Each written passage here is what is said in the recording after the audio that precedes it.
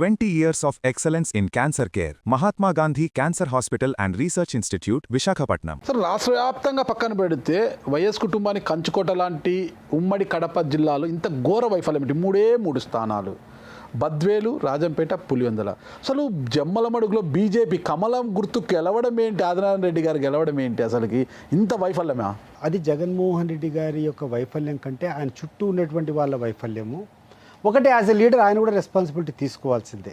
ఇన్ని విషయాలు జరుగుతున్నా నా దృష్టికి ఎందుకు రాలేదు? ఈరోజు మేము అప్రమత్తంగా ఉండేది అదే, జగన్మోహన్ రెడ్డి గారికి అన్ని విషయాలు ఆయన దృష్టికి పోవాలా.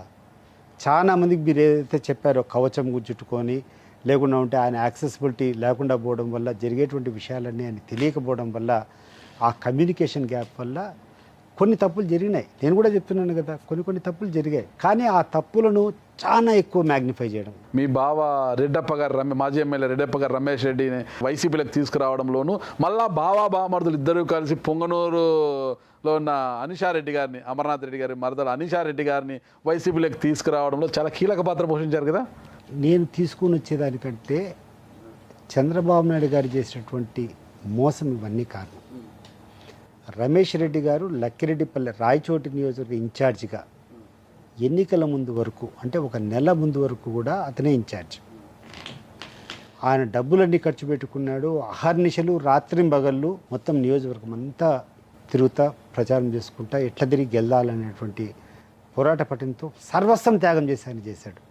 ఎలక్షన్కు జస్ట్ ఇంకా రేపు మొన్న టికెట్ అనౌన్స్ చేస్తానగా నీకు ఇవ్వడం లేదు, వేరే వాళ్ళకి ఇస్తా అని చెప్పడము కరెక్ట్? అది డైజెస్ట్ చేసుకోగలుగుతాడు ఎవరన్నా? ఒకవేళ నీకు లేదా ఆయనకి ఇవ్వడం లేదనుకో, ఒక 6 నెలల ముందట లేదంటే ఒక సంవత్సరం ముందట, లేదబ్బా నీకు ఇవ్వడం లేదు, నువ్వేం దాని గురించి ఖర్చు పెట్టుకోవద్దు, వేరే వాళ్ళకి ఇస్తానని చెప్పి వాళ్ళకి ఇవ్వచ్చు కదా. ఈరోజు రాయచోటి నియోజకవర్గం తెలుగుదేశం పార్టీ గెలిచిందంటే 100కి 100 చెప్తున్నాను, 4.5 సంవత్సరం రమేష్ రెడ్డి గారు ఉన్నటువంటి కృషి వల్లనే ఈరోజు తెలుగుదేశం పార్టీకి తీసుకొని రావడం వల్లనే జరిగింది. ఈరోజు పులివెందుల్లో నీకు అన్ని శాతం ఓట్లు వచ్చినాయంటే కారణము నేను బిల్డప్ చేసినటువంటి పార్టీ. కొత్తగా ఎవరు రాలే పార్టీలోకి, నేను తీసుకున్నటువంటి వచ్చినటువంటి నాయకులే తప్పితే కొత్తగా ఎవరు రాలేదు. సో ఎవడైతే కష్టపడినాడో పార్టీని, నీ అవకాశం వచ్చినప్పుడు తీసుకొని, ఎవడైతే మోసపడినారో వాళ్ళందరూ కూర్చొని మేము అన్యాయం గురైనా అని చెప్పి వైఎస్ఆర్ కాంగ్రెస్ పార్టీకి రావడం తప్పితే నేను ప్రత్యేకంగా చేసేటువంటి ఎఫర్ట్ ఏం లేదు. డెఫినెట్గా వచ్చిన వాళ్ళందరినీ కూడా తీసుకోవాల్సిందే. ఇకపోతే పులివెందుల కౌన్సిల్లో, అంటే మున్సిపాలిటీ అనే కౌన్సిల్లో మెజార్టీ కౌన్సిల్ సభ్యులందరూ కూడా పసుపు కండువా కప్పుకోవాల్సిందని బీటెక్ రవి గారు హుకుం జారీ చేశారనే విమర్శలు కూడా ఉన్నాయి. మరి వాళ్ళు కండువా మార్చుకోకుండా పార్టీ ప్రధాన కార్యదర్శిగా మీరేం చేయబోతున్నారు? అన్ని రకాలుగా లీడర్లతో పిలుస్తాం, మాట్లాడతాం. ఆడ జరిగినటువంటి కొన్ని ప్రాబ్లమ్స్ ఉన్నాయి, వీటికి వీలైనంత, ఎందుకంటే దెర్ ఈస్ అ గ్యాప్. కొంచెం పార్టీకి, పార్టీ నాయకత్వానికి, అక్కడటువంటి స్థానిక లీడర్లు కూడా మీరు ఏదైతే చెప్తారో యాక్సెసిబిలిటీ అనేది, అంటే అందుబాటులో ఉండడం అనేది కొంచెం తక్కువ జరిగింది.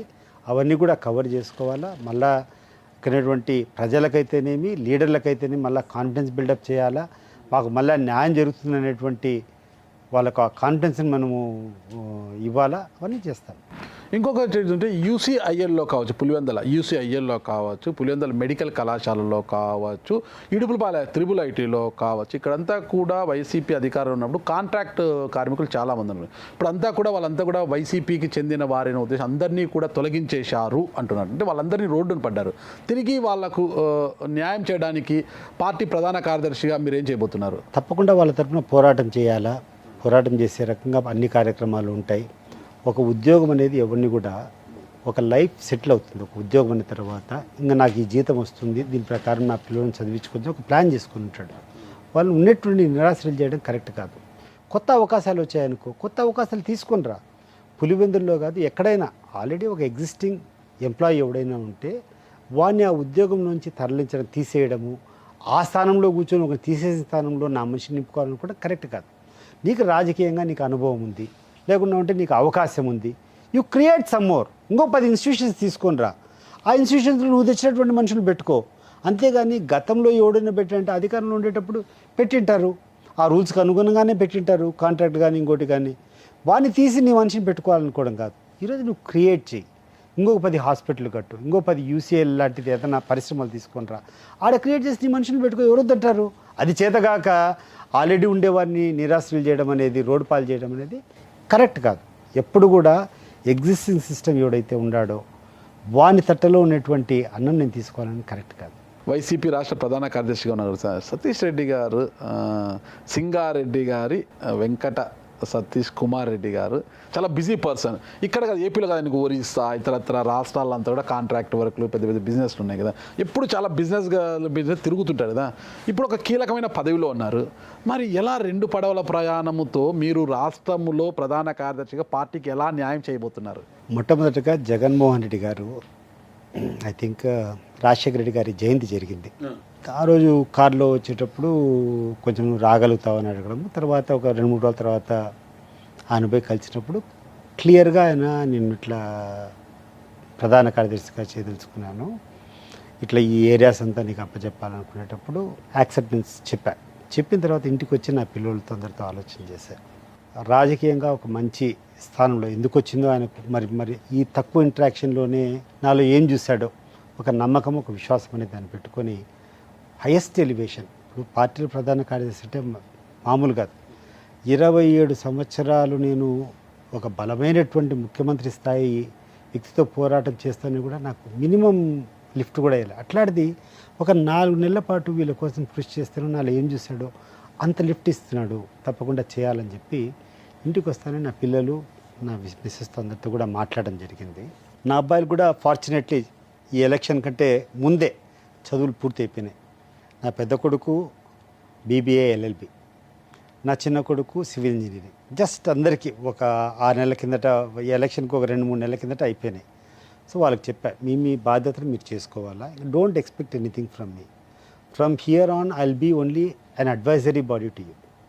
యాక్టివ్గా మీరు ఏం చేయగలుగుతారో, నేను ఏవైతే వ్యాపారాలు చేస్తున్నామో టేకప్ చేయాలనుకుంటే టేకప్ చేసుకోండి, లేకుండా అంటే ప్రొఫెషనల్గా పోవాలంటే ప్రొఫెషనల్గా పోండి అని చెప్పేసి వాళ్ళందరూ కూర్చొని మాట్లాడినప్పుడు, నా పెద్ద కొడుకు వాడి ప్రొఫెషన్లో అడ్వకేట్గా అయిపోయినాడు కాబట్టి ఒక మంచి ఫర్మ్లో కూర్చొని జాయిన్ అయిపోయి ప్రొఫెషన్ చూసుకునేటట్లు నిర్ణయించుకున్నాం. నా చిన్న కొడుకు నేను ఏవైతే సివిల్ ఇంజనీరింగ్ వ్యాపారాలు కాంట్రాక్ట్స్ అవన్నీ చేస్తున్నాయో అవి చూసుకునే దానికి అయిపోయాడు. సో నాకు మై పార్టీస్ తగ్గిపోయింది ఇప్పుడు, ఎందుకంటే వాళ్ళు బాధ్యతలు తీసుకున్నారు కాబట్టి అది ఓన్లీ అడ్వైజరీ పార్ట్. చిన్న ఏమైనా సమకూర్చాలంటే సమకూర్చడమో, లేకుంటే వాళ్ళు తప్పులు చేసినప్పుడు చేయడమే తప్పితే ఇంతకు ముందున్నంత క్రియాశీలకంగా చేయాల్సినటువంటి పరిస్థితులు ఉండవు. అండ్ 100% నేను ఏదో ఒక 10-15% ఆఫ్ ది టైం కంటే మిగతా టైం అంతా కూడా జగన్మోహన్ రెడ్డి గారు నా మీద పెట్టుకున్నటువంటి విశ్వాసానికి, ఆయన నా మీద పెట్టుకున్నటువంటి నమ్మకాన్ని దానికి అనుగుణంగానే చేయాలనుకుంటున్నాను. ఆ ప్రాంతం నుంచి అంటే పులివెందుల నుంచి ఒక్కసారైనా శాసనసభ్యుడిని కావాలన్న కోరిక ఈ రోజుకి మీలో అలాగే ఉందా లేదా? 1% కూడా లేదు.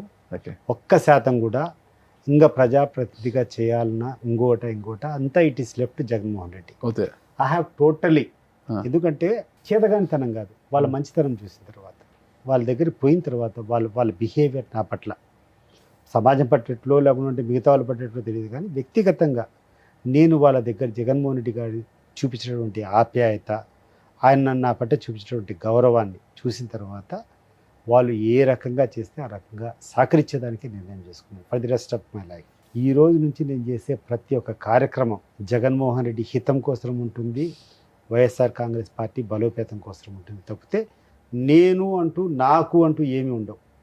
నేను ఏమి చేసినా కూడా వాళ్ళ వెల్ఫేర్ కోసమే చేయాలని నిర్ణయం చేసుకున్నాను. ఎందుకంటే వ్యక్తిగతంగా నాకు కావాల్సినవన్నీ నా దగ్గర ఉన్నాయి, భగవంతుడు నాకు సమకూర్చాడు, నాకు కావాల్సినటువంటి ఆస్తిపాస్తులు ఇచ్చినాడు. నా పిల్లలిద్దరు కూడా చదువు అన్నీ పూర్తి అయిపోయినాయి. వాళ్ళు కూడా they have their own capacity and I don't doubt their capacities also. వాళ్ళ క్యాపబిలిటీస్ కూడా వాళ్ళు ప్రూవ్ చేసుకోగలుగుతారు.